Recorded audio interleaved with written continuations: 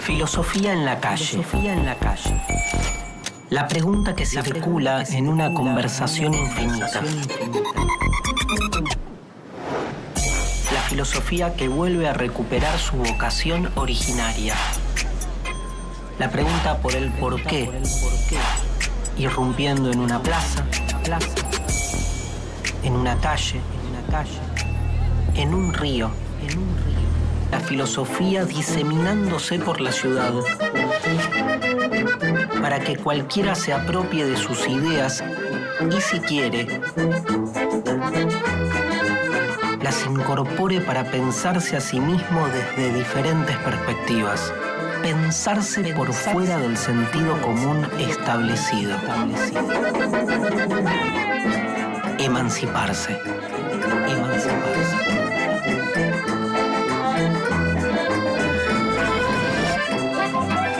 Martin Heidegger, en Ser y Tiempo, inicia una deconstrucción de la metafísica para develar la pregunta más desterrada por Occidente. La pregunta por el ser. ¿Qué es el ser? ¿Se lo puede pensar? Hola niños y niñas, bienvenidos a un nuevo proceso de filosofía, el proceso número 13. Les recuerdo a todos, por favor, mandar el ticket de salida y la tarea del proceso número 12 y el proceso número 3 si aún no lo han enviado. Es necesario quizás un justificativo del por qué no han enviado esto, y todo esto lo pueden hacer en base a mi correo, que lo voy a dejar acá abajito, y también está, por supuesto, en los archivos de el proceso número 3 de filosofía plan común. Diciendo esto, voy a dar el objetivo de la clase, que va a ser reforzar el contenido trabajado en la filosofía clásica de Platón. A esto me refiero a su libro La República y también el libro Ética Nicomaquea de Aristóteles, el discípulo de Platón. También vamos a identificar el existencialismo heideggeriano con la ontología clásica, con la filosofía clásica de Platón y Aristóteles. Es necesario identificar que el existencialismo, la filosofía existencialista, nace desde la filosofía clásica de Platón. ¿Qué sería la filosofía, chiquillo, existencialista? Sería la filosofía que va más allá de lo sensible. Es la filosofía que se pregunta por el ser, que se pregunta por la condición del ser humano. Es decir, la filosofía existencialista sería un movimiento filosófico que nace en Grecia, nace 400 años antes de Cristo con Platón, y luego 300 años antes de Cristo con la filosofía aristotélica. ¿Qué quiere decir esto? El existencialismo es un movimiento filosófico que nace de Jonia, de la antigua Grecia, cuyo postulado fundamental es que los seres humanos, en forma individual, es decir, a diferencia de los animales, crean significados, crean la esencia de la vida. Es decir, todos los entes, es decir, las cosas que están arrojadas al mundo, las cosas que nosotros podemos ver, por ejemplo, los árboles, la vegetación, el sol, los animales, son entes, son cosas que están ahí, ¿no?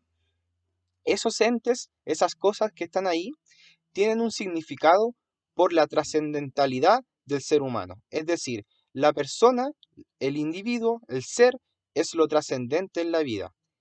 ¿Por qué? Porque para el existencialismo, los seres humanos crean la esencia de las cosas. Por ejemplo, el clavo y el martillo y un cuadro no serían nada sin que haya un ser humano razonando, tomando el martillo, el clavo y pegando el cuadro, por ejemplo, en la pared. Es el humano el eje central de toda la existencia humana y de la historia misma, ¿no? Por ejemplo, la historia no sería historia si un ser humano no está ahí presente. Por ejemplo, si hay una erupción en un volcán, si no hubiera, por ejemplo, la ciudad de Alejandría abajo de ese volcán, no habría una historia de ese acontecimiento y sería un acontecimiento más de la naturaleza. Las cosas que le afectan al ser humano se constituyen como historia. Y eso le da significancia al ser humano, tomando este ser humano como lo esencial para la historia del planeta, la historia de la humanidad y todo lo que se conoce. Diciendo esto, vamos al resumen de la clase anterior para poder adentrarnos en esta nueva clase del proceso número 13. El objetivo de la clase anterior, si se recuerdan chiquillos, fue reforzar el vocabulario básico de la filosofía clásica, la ontología. La ontología como la pregunta por la realidad, la metafísica como la pregunta que va más allá de lo físico, el inicio de la filosofía. ¿Qué es la filosofía? Es un estudio, una disciplina, el cual busca acceder al conocimiento y la reflexión de todas las cosas que involucran al ser humano, la historia, la naturaleza, eh, los seres astrológicos, todas las preguntas que se hace el ser humano a través de la ontología y luego de la metafísica. La filosofía es la disciplina del conocimiento, la madre de toda la ciencia. Zoe sería, chiquillos, la vida individual, la vida natural del ser humano que está alejada de la política. Bios sería, al contrario, la vida política, la vida cuantificada que nace en la antigua Grecia, donde Aristóteles señala que todo hombre es un animal político. Y la política, ¿qué sería? Sería la asociación natural, según Aristóteles, de las personas en vivir en comunidad. En base a esto, tenemos la noción de los significados semióticos. ¿Qué se preguntan ustedes? ¿Qué es la semiótica, no? Qué palabra tan difícil, semiótica, ¿no? Lo semiótico, chiquillos, no es tan difícil. Tienen que aprender un poco de esto, ¿no? Es la producción de significado lingüístico, ¿no? La producción es la guerra de significado, la guerra semiótica, la guerra de la creación de conceptos, la creación de significados y la producción, ¿no? Por ejemplo, la producción de significados como ontología, metafísica, filosofía, lo crea esta filosofía, ¿no? Semiótica que produce y reproduce conceptos lingüísticos, ¿no?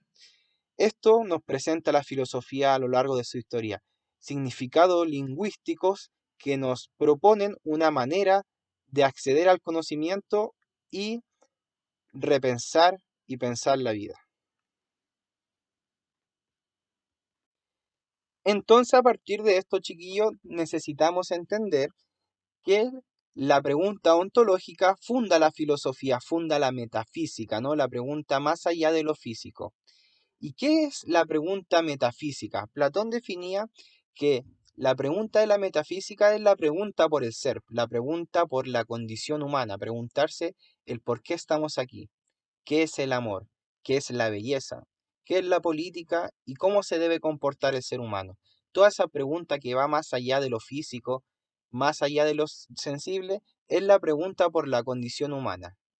Con esto se da inicio a una corriente filosófica que se llama corriente filosófica existencialista, ¿no? La filosofía existencialista, la que propone Platón y la que propone, por ejemplo, Descartes, ¿no? Y muchas veces criticadas en el siglo XXI, en el siglo XIX, por filósofos renacentistas y por filósofos postmodernos. Pero es necesario entender que la filosofía existencialista es el inicio, es el motor, es la genealogía de la filosofía como tal, la pregunta por la condición humana. Ahora vamos a ver un exponente del siglo XX que es Martin Heidegger, uno de los filósofos más importantes del siglo XXI y de la filosofía en general, ¿no? Porque Martin Heidegger vuelve a preguntarse por la condición humana, vuelve a preguntarse por el ser. Entonces, la filosofía clásica vamos a verla desde una perspectiva del siglo XX. Sin duda, la filosofía clásica ha influido en la historia de Occidente, lo que conocemos como Europa y América Latina. Todas las personas han dirigido sus vidas en torno a comportamientos éticos, ¿no? El cual proponía, por ejemplo, Aristóteles, que esto lo vimos antes, chiquillos, con la filosofía clásica donde se anexaba con la filosofía cristiana. ¿Qué son los comportamientos éticos? Aristóteles, en su libro Ética Nicomaquea, da formas de comportamiento del ser humano, cómo una persona, por ejemplo, tiene que actuar. Aristóteles dice que toda persona tiene que ser templanza, tiene que ser una persona que actúe no de forma, por ejemplo, cobarde ni de forma temeraria, sino buscar el punto medio. Por ejemplo, una persona valiente. Hay que buscar el punto medio a todas las cosas, a todos nuestros comportamientos y no caer nunca en los extremos ni en los placeres banales. En base a eso se funda la primera ética que fue reproducida por el cristianismo, modificándola y haciéndola un poco más coercitiva, ¿no? Esa filosofía cristiana de San Agustín, me refiero al libro Ciudad de Dios, ¿no? Donde él inicia la filosofía cristiana e indica cómo tiene que actuar el ser humano según, por ejemplo, los 7 pecados capitales. Entonces, todas las personas han dirigido su vida en torno a un comportamiento ético, político, ¿no? Como por ejemplo la República de Platón, donde indica que hay cierto modo de hacer política y cierto modo de corromper la política. Ejemplo de ello, la República. La República puede caer, por ejemplo, en la democracia, decía Platón, que puede caer en el gobierno de la mayoría. La dictadura de la mayoría lo llamaría Platón. Es por eso que es necesario aprender que, por ejemplo, la democracia no era el sistema político preponderante para la filosofía clásica, la filosofía griega, sino era la aristocracia, el gobierno de los mejores, ¿no? Y su contrapeso sería, por ejemplo, que todo decae, diría Platón, entonces podría ser la república, la democracia es su decaimiento. En la aristocracia puede ser el gobierno tiránico, ¿no? Donde los aristócratas empiezan a ser tiranos. Y así se forman los diferentes sistemas políticos en la antigua Grecia, tanto la tiranía, la democracia, la república, la aristocracia, son sistemas políticos que nacen desde el pensamiento de Platón en la política que genera en su libro La República, ¿no? Y también hay comportamientos que son desde el ámbito filosófico, por ejemplo, Immanuel Kant, lo que vimos, por ejemplo, con el sistema cosmopolita, donde todos los seres humanos actúan en base a una ética y a una moral universal, ¿no? En base a esto, chiquillos, es necesario entender que todo el comportamiento, la política, las religiones, se basan en discursos filosóficos que se han ido reproduciendo a lo largo de la historia. Es por esto que Martin Heidegger, en pleno siglo XX, ¿no? Aquí estamos hablando de la Segunda Guerra Mundial, ya en ese contexto estaba el mundo. Se detiene Martin Heidegger y empieza la discusión sobre la condición humana en pleno siglo XX, ¿no? Esta filosofía no se conocía porque es Platón el último a hablar de la existencia del ser humano. Es el que la inicia y quizás ahí mismo se termina la pregunta existencialista del ser humano. Pero Martin Heidegger la retoma y se pregunta de nuevo por el ser. ¿Quién es el ser? ¿Quién es el ser humano? ¿No? Y ahí nace de nuevo la pregunta por el malestar del ser humano. Todas las personas se preguntan a diario por qué estamos aquí, por qué hay algo y más bien nada, ¿no? Es por eso que este es un autor ardiente, con decir que este autor es nacionalsocialista, ¿no? Fue nacionalsocialista, fue miembro del partido nazi en 1933, ¿no? Y dirige, por ejemplo, la Escuela de Frankfurt.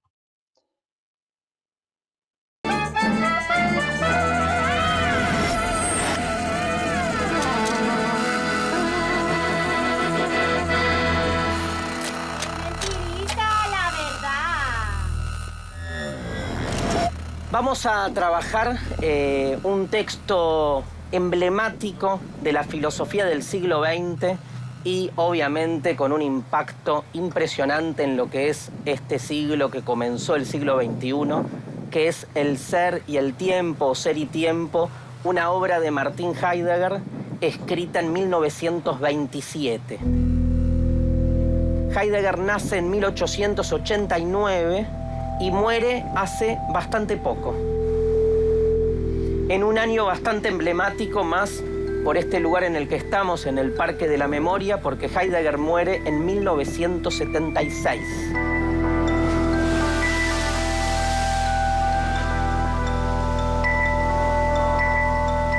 Un año que a nosotros en la Argentina nos es significativo.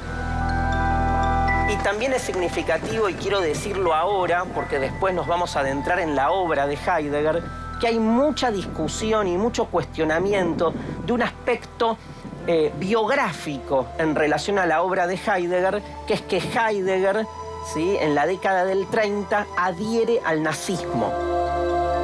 Yo personalmente soy de los que trata de separar las ideas de las biografías. A mí me interesan las ideas, no oculto las biografías, pero me parece que lo interesante de la filosofía no son las personas, sino son los conceptos que después surgen, se reciben, se resignifican y se repiensan. Se resignifican y se repiensan. Martin Heidegger nace en Alemania, Schmerkirch, el 26 de septiembre de 1889. ¿Por qué es tan importante este autor, no? Porque este autor es considerado uno de los fundadores de la filosofía del siglo XX en adelante, uno de los principales filósofos también que se piensan hoy en el siglo XXI. Es considerado el filósofo más famoso de todo el mundo, donde se hacen seminarios, conferencias de él casi a diario, ¿no? Antes de esta pandemia, Martin Heidegger es considerado uno de los maestros más influentes dentro de la filosofía. Es considerado el pensador y el filósofo más importante del siglo XX, aunque su trabajo influyó sobre todo en la fenomenología, o sea, el estudio de los fenómenos, y en la filosofía contemporánea europea.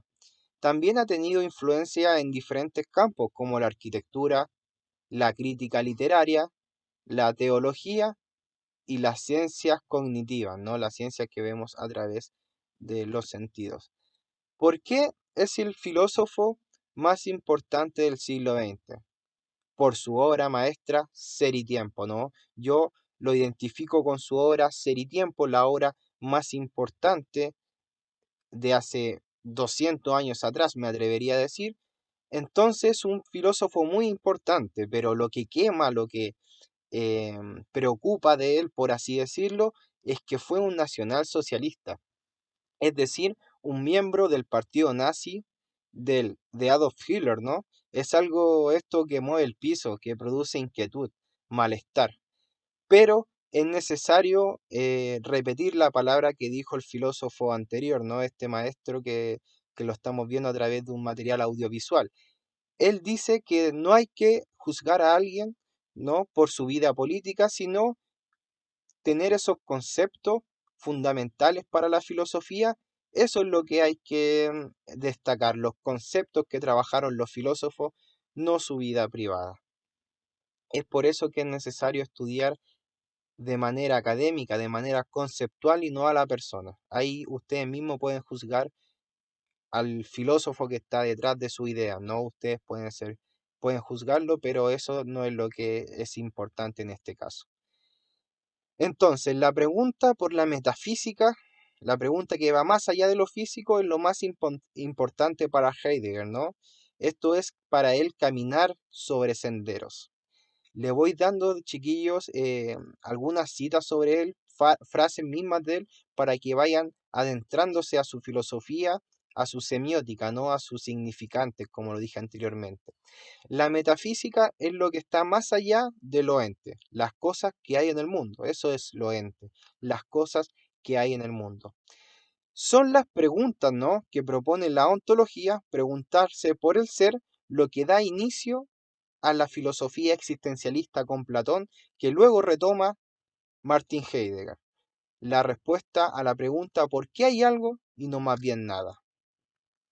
Lo no pensado, ¿no?, lo que no se pensó nunca en estos siglos, es tan rápido que está yendo el ser humano, siglos de guerra, siglos donde se produjo la revolución industrial, el auge del capitalismo, el auge también de algunos filósofos y políticos comunistas, filósofos, filosofía feminista, ¿no? Todo esto se ha ido progresando, la filosofía ha ido progresando en sus avances conceptuales, ¿no? Nadie se ha detenido por la pregunta del ser que se preguntaba Platón. Y es esto lo que retoma Martin Heidegger, la pregunta de lo no pensado, la pregunta por el ser.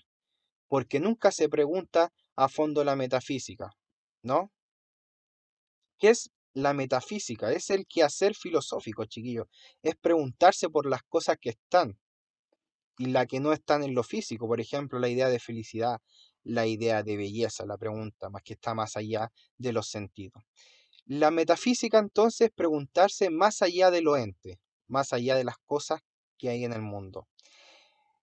Por preguntarse por las cosas también que no están a través y no accedemos a través de nuestros sentidos. Ejemplo, el clavo y el cuadro no son nada sin un ser humano que lo ocupe. ¿Y qué es el ser humano para Martin Heidegger? El ser humano, chiquillo, y esto es fundamental, es el Dasein, ¿no? El ser humano que se pregunta por él, por su condición. No es el ser humano ilustrado que proponía Immanuel Kant, no es el ciudadano promedio ateniense ocupa la filosofía, no es el hombre industrializado, sino es el ser humano común y corriente, ¿no? El ser humano que está eyectado al mundo, ¿no? El ser humano que se pregunta por el ser, por su condición, por qué está acá, por qué le suceden las cosas. Es el Dasein el que le da sentido a las cosas, ¿no? El Dasein, es decir, el ser humano, y perdónenme, algunos no sé si han leído Ser y Tiempo y piensan que el Dasein no quiere decir ser humano, sí, el Dasein es el ser humano, o si no tendríamos como discusiones eternas de lo que es el Dasein, pero tenemos que centrar la pregunta en nuestra existencia, en lo que estamos viviendo, ¿no? Es el Dasein lo trascendente del mundo, es decir, el ser humano es lo trascendental. Es, por ejemplo, lo mismo que decía Platón, ¿no? Que el ser humano es la medida de todas las cosas, es lo trascendente, ¿no? El mundo de las ideas del ser humano. Por algo, Platón y Aristóteles distinguen al ser humano del animal, por el uso de la razón, ¿no? Entonces, el Dasein, ¿no? Es el ente del ser humano, el ente, ¿no? La persona que está ahí, es el ser ahí, el ser humano que está eyectado al mundo. ¿Por qué? Porque para Heidegger rompe con esos filósofos idealistas, ¿no? Que vienen hablando, por ejemplo, pienso, luego existo, como decía Descartes, o esos filósofos idealistas que decían que el hombre primero se pregunta por él y luego le da su existencia. Martin Heidegger dice que no, que el ser humano nunca se pregunta por él. El ser humano está eyectado al mundo, está ahí, está disparado al mundo. No es el hombre ilustrado, como dije, de Immanuel Kant, que se ilustra, que se pregunta por su condición. Es el hombre que está aquí y ahora, ¿no? Heidegger va a encontrar entonces en el Dasein el ser humano en su totalidad. Para Martin Heidegger, el hombre está eyectado al mundo, ¿no? Lleno de posibilidades materiales, ¿no? ¿Qué vamos a hacer hoy día? Vamos a ir a trabajar, vamos a tomar el taxi, vamos a tomar el metro, porque necesitamos trabajar, necesitamos hacer cosas, ¿no? Entonces, el ser humano contemporáneo para Martin Heidegger rompe con la pregunta del ser. El ser humano contemporáneo no se pregunta por su propia condición, ¿no? El hombre está arrojado al mundo preguntándose por su condición a diario, pero nunca haciendo una pregunta metafísica que vaya más allá, ¿no? Entonces, ¿por qué el ente humano se ha olvidado del ser? El ser humano se olvida del ente, ¿no? Dado que se entrega al dominio de las cosas. Concepto clave, chiquillo. Martin Heidegger dice que nosotros nos entregamos al dominio de las cosas, a la política, al trabajo, a la ética, a los medios de comunicación, etcétera, todo lo que todo el dominio de las cosas, no de lo que está ahí, de lo ente, de lo que vivimos a diario. Entonces, por eso el ser humano no tiene tiempo para reflexionar sobre su propia condición. Y aquí también Martin Heidegger hace una crítica, por así decirlo, a la industrialización que se viene eyectando en este momento, ¿no? También cabe destacar que Martin Heidegger también tiene una pizca de nacionalsocialismo, ¿no? Una crítica también a los mercaderes israelitas, por así decirlo, y también tiene una crítica economicista.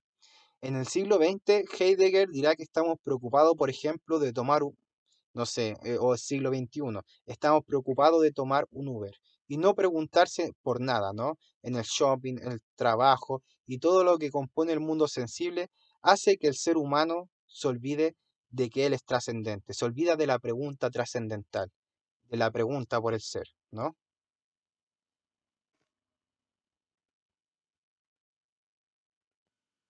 En base a lo expuesto anteriormente, y esto chiquillos les va a servir para responder el ticket de salida y la tarea propiamente tal del proceso número 13, es entender que la filosofía se funda a través de la ontología, ¿no? Que esta misma funda el concepto de la metafísica, la pregunta que va más allá de lo físico. Todo esto se pregunta la condición humana del hombre, ¿no? Y esto da inicio a una corriente filosófica que es la filosofía existencialista, cuyo exponente más importante del siglo XX es el propio Martin Heidegger, que lo estamos viendo hoy día, ¿no? ¿Qué propone él? Propone el concepto del Dasein, ¿no? El ser que se pregunta por el ser, ¿no? Esto se define como el ser ahí, ¿no?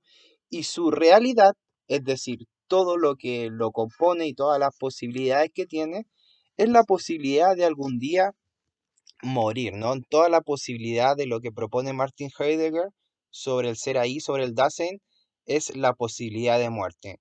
Nosotros al momento de levantarnos, tomamos café, tomamos desayuno, ¿no? Luego salimos a caminar y en todas las posibilidades está la muerte. El hombre está arrojado a la muerte, es un ser que está destinado siempre a la muerte y en todas sus posibilidades estaría la mortalidad, ¿no? En todo, en su tiempo cronológico, temporal, ¿no? Siempre va a estar la muerte como posibilidad infinita. Es a partir de esto que Martin Heidegger diría que somos seres destinados para la muerte. Sabemos que algún día vamos a morir.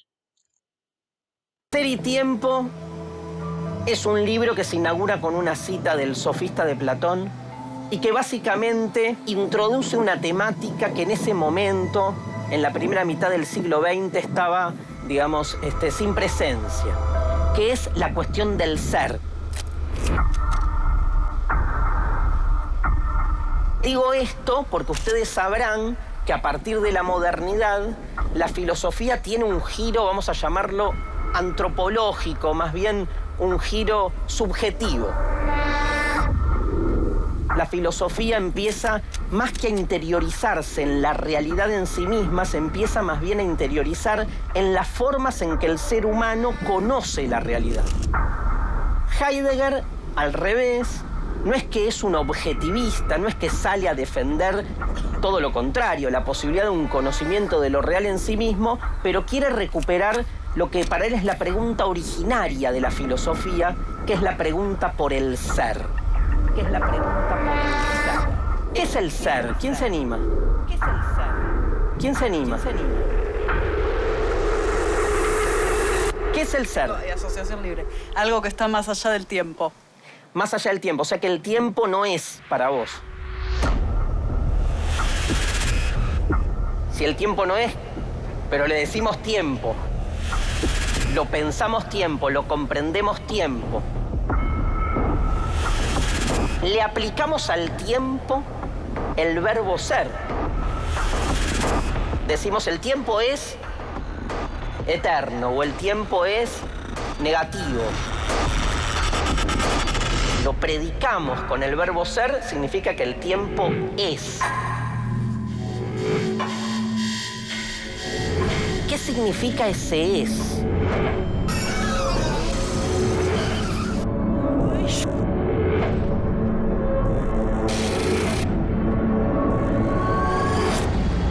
¿Qué significa ese es? Todo lo que hay es algo. Y podemos definir en cada caso de qué se trata cada entidad. Pero el ser va a otra cosa. Porque todos ustedes pueden entender si yo digo el árbol es verde, o si yo digo el árbol está ahí enfrente mío, o si yo digo el árbol es una planta que genera fotosíntesis, pero además y previo a todo eso, el árbol es. El árbol es. El mundo es. Podría no haber sido. Podría no haber nada. Podría no haber nada. Digo, la pregunta primera de la filosofía es esa. ¿Por qué hay cuando pudo no haber habido nada? Todos entendieron cuando yo digo que el árbol es. No que es algo, sino antes que eso, que es, pero nadie lo puede definir. ¿Por qué? Porque nuestro lenguaje no habla el idioma del ser. Nuestro lenguaje habla otro idioma, el idioma de las cosas. Mirá, les quiero contar una cosa.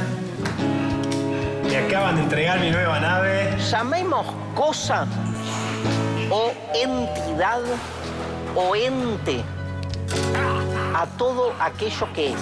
¿Qué carajo sos? Soy Darío. ¿Quién? Darío Steinschreiber. El cuadro de Siquiera es mío. Todo aquello que es Y el reloj de arena también es mío. es un ente o una cosa. Y ese almohadón que está ahí también es mío. Saquemos a la cosa de su materialidad. Pensemos que, por ejemplo, el amor es una cosa. Te amo. Les voy preguntando a todos, ¿eh? ¿El cielo es un ente, es una cosa? Sí, ¿por qué? Porque es. Muy bien. Perfecto. ¿Yo soy una cosa? ¿Por qué? Porque soy. O sea, tengo ser. Se me puede predicar el ser. A ver, hagamos un acuerdo entre todos. Los duendes no existen, ¿ok? ¿Alguien cree que los duendes existen? ¿Sí? Bueno, piensen que no. Un duende no existe, ok. ¿Es un ente? Pero no existe. Es, en tanto idea. ¿Quién habló? A ver, ¿qué opinas vos? Lo que se puede nombrar. Todo lo que se puede nombrar es una cosa, porque en la medida en que lo puedo nombrar, lo delimito en tanto cosa y puedo predicar de esa cosa que es. En realidad hay únicamente dos categorías, conceptos, cosas entre comillas que no son cosas. ¿Qué no es una cosa? ¿Qué no es una cosa? La nada, me encanta. Alguien gritó la nada por ahí. Pero estamos de acuerdo que la nada no es una cosa. ¿Por qué la nada no es una cosa? Porque no es. Porque la nada no es. Pero acá el joven dijo que en realidad algo es en la medida en que puede ser nombrado. Y nosotros decimos la nada. O sea que a la nada la podríamos nombrar, la podemos nombrar. Si la podemos nombrar, entonces es algo. La verdadera nada, si la hay, tengo acceso a ella desde el silencio, desde el retraimiento. El lenguaje habla de entes, pero deja fuera al ser y a la nada. Y a Heidegger le preocupa recuperar la pregunta por el ser.